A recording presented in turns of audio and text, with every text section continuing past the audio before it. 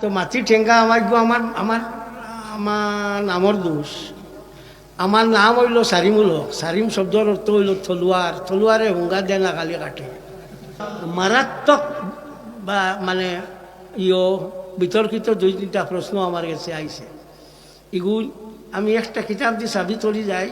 ফয়লা যে শব্দ আইছে নবী বড় না কোরআন শরীফ বড়? কোরআন শরীফ খারে দেওয়া হয়েছে আমার না আপনারে নবীরে। তে জানে যে জিনিস দেওয়া হয়েছে এই বড় হইবানি না, যে জিনিস দেওয়া হয় অগু বড় জানে দেওয়া হয় এই বড়।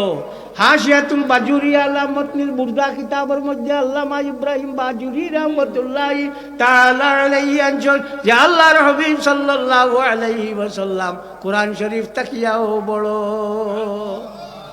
হ্যাঁ, জানা রাখিও আল্লাহর হাবিব সাল্লাল্লাহু আলাইহি ওয়াসাল্লাম রে তো আমরা কোনটাও বুঝাইছি না, আমরা কোনটা বুঝাইছি না। না বুধ বাবা গিয়া তো খালি মাটি বুধ পাইছি না, এর লাগে আমরা মাটি নবী কি জিনিস আন্দাজও পাইছি না। হ্যাঁ, আচ্ছা মানুষ মরার বাদে মাথর নি শুনছিলাইনি আপনারা? আপনারা বাংলাদেশ মারছেন নি?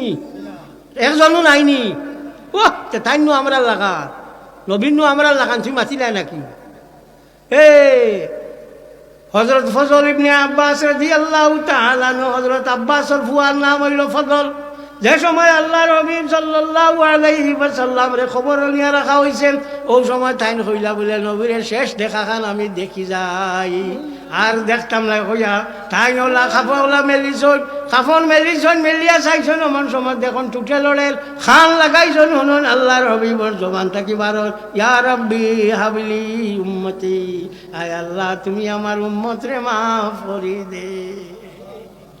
ইলা আর খের হুঁসলাইনি তেন তুমি তেন টান লেখা হজ হজ করার জন্য মদিনা শরীফ জিয়ারতের তাৎপর্য কি? মদিনা শরীফ তো জিয়ারত করতাই যাইন তাই মক্কা শরীফ গেছো জানা আছে।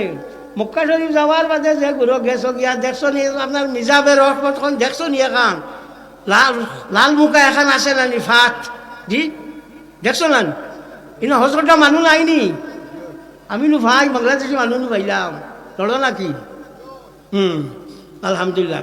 তো দেখছো না নি ফাত এখন আছে। ই কারণ উত্তরে দি মদিনা শরীফে দি দেওয়া, ওখান দেখাই দেওয়া হয়েছে যত হজ খরচ না খেলে কোনটা খাম হইতো না। যদি মদিনা শরীফর বাদশাহ এগুলো রিকমেন্ড করেন না তোর হজ আমি কবুল করতাম না। এর লাগে ই কারণ মুখরে উত্তরে দি দেওয়া হইয়া থাকছে মদিনার মানুষ বলা ভাই আল্লাহর হাবিব সাল্লাল্লাহু আলাইহি ওয়াসাল্লামর মানুষের গুনাহ কবিরা 4 জিনিসে মাফ হয়। হামেশা আপনারা পাইছো 3 জিনিস। এক হইল তওবা করিলেছে গুনাহ কবিরা মাফ হইব। গুনাহ কবিরা হইল হয়তো 11টা কিংবা তো 13টা, জিনা করা, শরাব খাওয়া, সুদ খাওয়া, মদ খাওয়া, মা বাপরে মারা, ওটা হইয়া থাকলো আপনার গুনাহ কবিরা। ওগুলা 13টা কিংবা তো 11টা, এগুলো মাফ হইতে হইলে তওবা করা লাগবো। 2 নম্বর হইয়া থাকলো সলাতুত তাসবিহ যদি পড়ে, সে সলাতুত তাসবিহ পড়িলে গুনাহ কবিরা মাফ হয়ে যাইব। সলাতুত তাসবিহ যদি কোনো মানে পড়ে সে তার গুনাহ কবিরা মাফ হয়ে যাইব।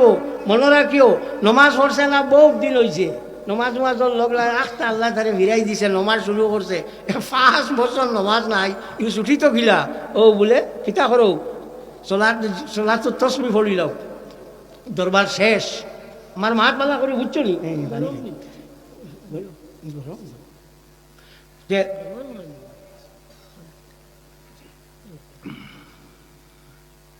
যে ও সলাতুত তাসবিহ পড়লে শেষ না নি।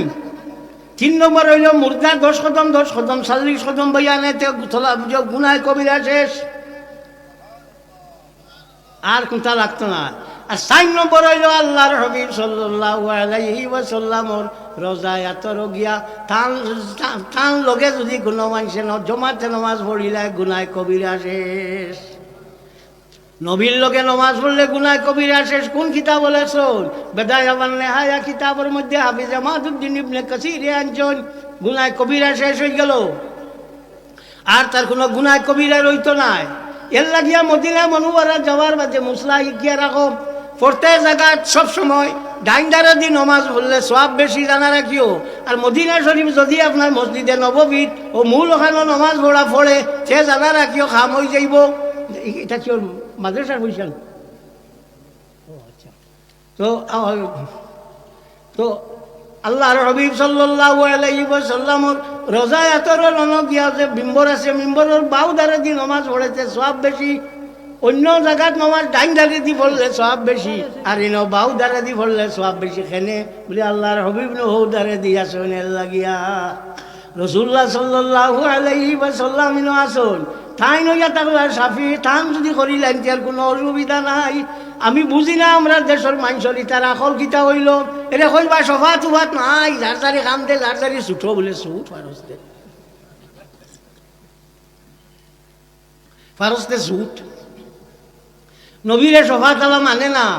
এমনি জনজার নমাজও গিয়া হরু তারে যে সময় জনজার নমাজ পড়া এই সময় পড়ে আল্লাহুম্মা জালহু লানা ফারদাম ওয়া জালহু লানা আজরাম ওয়া যুকরাম ওয়া জালহু লানা শাফিআন ওয়া মুশাফফা। আল্লাহ সবাক মানি নবী সুপারিশ করা আর ইংলিশ হয় গভর্নমেন্ট তো যাও তো এই যে শফাত আছেন এই বাচ্চারে ঘর কিতা শাফিআন আল্লাহ এই বাচ্চারে আমরা লাগি শফাত করনেওয়ালা বানাইও। তাজ্জব মানুরে বা ইউ কি জাত মানুষ নবীর সফাত মানে আর ঘর বাচ্চারে আমার লাগি সফাত মানাইও। আকল নাই ফুড়িয়া গাইলেই শুনি, ফুড়িয়া গাইলেই শুনি নবীর সফাত মানো না আর বাচ্চার সফাত আবার মান্ডা। ও যাক তুমি অবস্থা হয়েছে কিটা যে হয়েছে আমি কোনটা মানি না। এখন মাতিলে তো ভাত হয় ভাই তাই বড় ঠেঙ্গা মাতন খালি আমার এই নো আমারে কইছেন বলে আপনি আস্তে আস্তে বলে জিও হয়।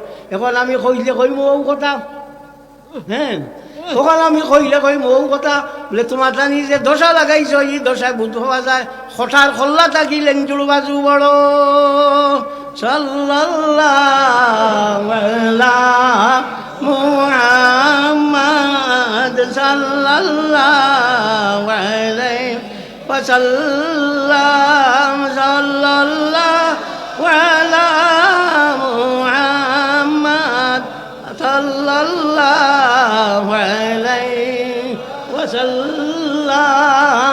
এগুলো তো মানলা ইমাম বুখারি রে তো এক মজব মানলা না মানি আনি কেন কও তুমি মজব মানো না। দেখি আমারে বার করে দেখাও আনা মজবে যে ব্যক্তির আং অবাজু নাই খনির অন্তাকে অবাজু নাই পড়ি গেছে কি খাটিয়া হয়ে গেছে কি জেসা খোলে ইকে উজু করতে কিতা করতো তার ওখান খালি গোসাইতুন। হ্যাঁ তা তো মজবে কইয়া দিছে বার করিয়া চাইও মুসলিম শরীফের সরার মধ্যে ইমাম মহিউদ্দিন নববী রহমতুল্লাহ তাআলা আলাইহি আনছেন ও যেখান আছে ওগুলা তো মুছে করিলেই তো ওলা দইলেই তো বাস হয়েছে। তো আমার ভাই অকল বাঁকা সময় হয়ে গেছে আর আলিম সাহেব অকল রইছ তাই আইবা আমার লাগে দোয়া করিবা। তো মাটি ঠেঙ্গা আমার আমার আমার আমার নামর দোষ। আমার নাম হইল সারিমুল হক। সারিম শব্দর অর্থ হইল থলুয়ার, থলুয়ারে হুঙ্গা দেনা কালি কাটে ও এর লাগিয়া ও